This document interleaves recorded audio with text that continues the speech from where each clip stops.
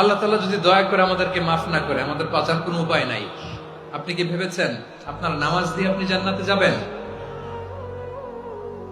আপনি তাহাজ্জুদ গুজার, সেজদা দিতে দিতে কপালে দাগ ফেলেছেন, এটা আপনারা জান্নাতে নেবে না।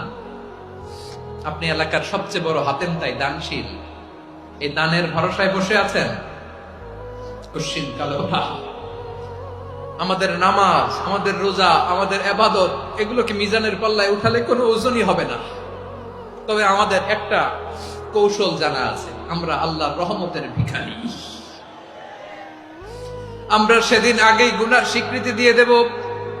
আমরা বলবো, আল্লাহ তুমি প্রশ্ন করার আগে তোমার একটা কথা বলি, আমারে কিছু জিজ্ঞেস করো না, আমি সব করেছি।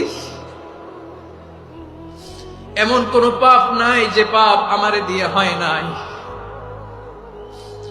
তোমার রহমত দিয়ে তুমি জান্নাতে পাঠাবা, তোমার দয়ায় জান্নাতে যেতে চাই, আমল দিয়ে না। পারবেন বলতে?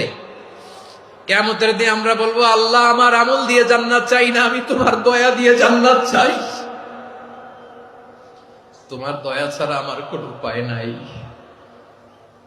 কারণ আল্লাহ যদি বিচার করে, বাঁচার কারো উপায় নাই। আল্লাহ যদি বলে ফেলেন তুই এটা করলি কেন, ওখানে গেলি কেন, কোরআনে 1000 বার নিষেধ করলাম তারপরেও এই পাপে জড়ালি কেন, এরকম প্রশ্ন ছুড়ে দিলে আমার উত্তর আছে?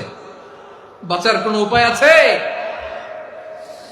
রোজ হাসরে হে আল্লাহ আমার করোনা বিচার, আল্লাহ করোনা বিচার।